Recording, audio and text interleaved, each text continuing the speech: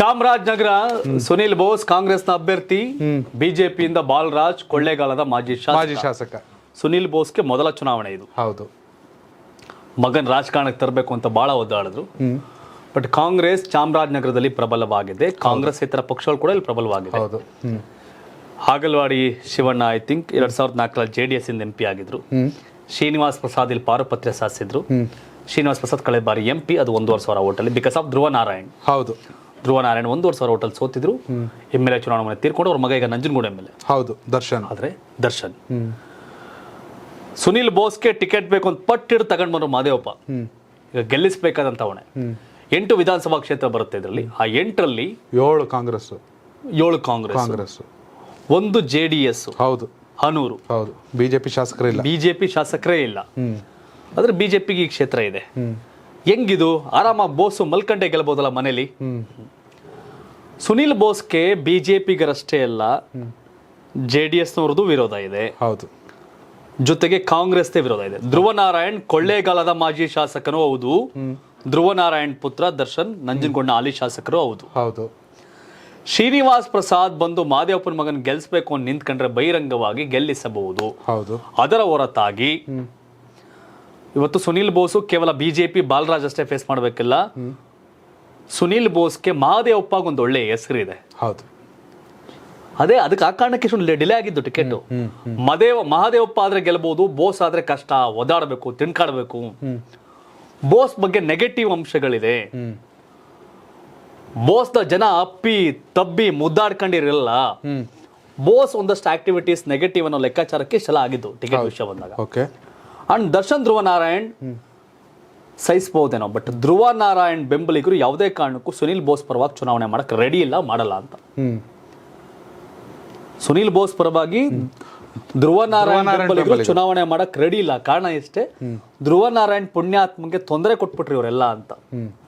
ಮಹಾದೇವಪ್ಪನ ಮಗ ಇದಿದೆ.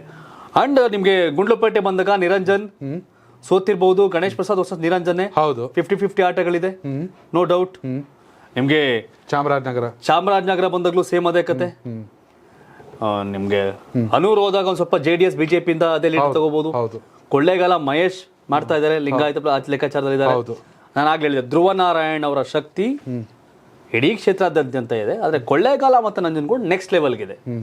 ಸೊ ಇದು ಬಾಲರಾಜ್ಗೆ ಬಾಲರಾಜ್ಗೆ ಏನು ಅಂತಂದ್ರೆ, ಬಡಪ್ಪ ಮನುಷ್ಯ ಏನು ಪಾಪಿ ಅಲ್ಲ, ಮನುಷ್ಯ ಒಳ್ಳೆಯವನು, ಕರೆಕ್ಟ್. ಈ ತರ ಬಾಲರಾಜ್ ಅಹಂಕಾರಿ ಅಲ್ಲ, ಬಾಲರಾಜ್ ದುರಹಂಕಾರಿ ಅಲ್ಲ.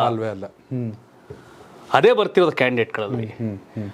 ಬಾಲರಾಜು ಬೋಸ್ ಟೈಪೇ ಆಗಿದ್ರೆ ಏನೋ ಒಂದು ಕತೆ ಆಗಿರೋದು. ಬಾಲರಾಜ್ ಬೇರೆ, ಸುನಿಲ್ ಬೋಸ್ ಲೆಕ್ಕಾಚಾರ ಬೇರೆ.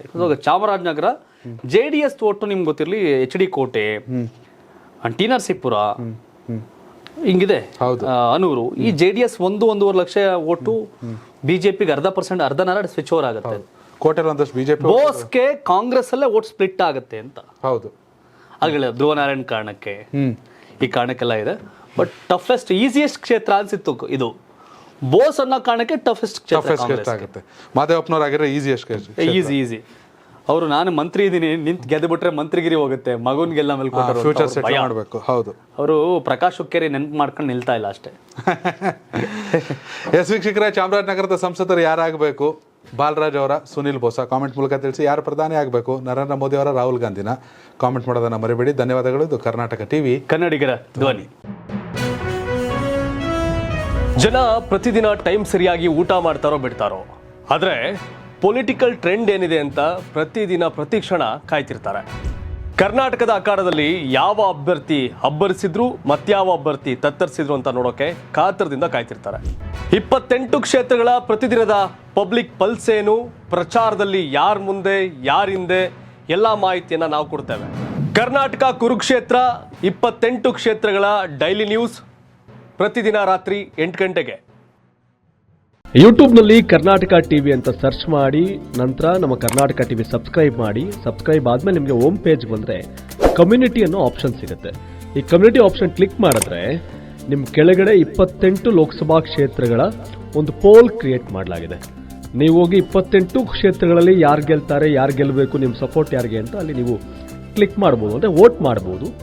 ಇಲ್ಲೇನು ವೋಟಿಂಗ್ ಆಗುತ್ತೆ ನಾವು ಪ್ರತಿದಿನ ನಾವು ನ್ಯೂಸಲ್ಲಿ ನಿಮಗೆ ಅಪ್ಡೇಟ್ ಮಾಡ್ತಿರ್ತೀವಿ. ಇದು ಮತದಾನದ ದಿನದವರೆಗೂ ಕೂಡ ಈ ಪೋಲಿಂಗ್ ಓಪನ್ ಇರುತ್ತೆ.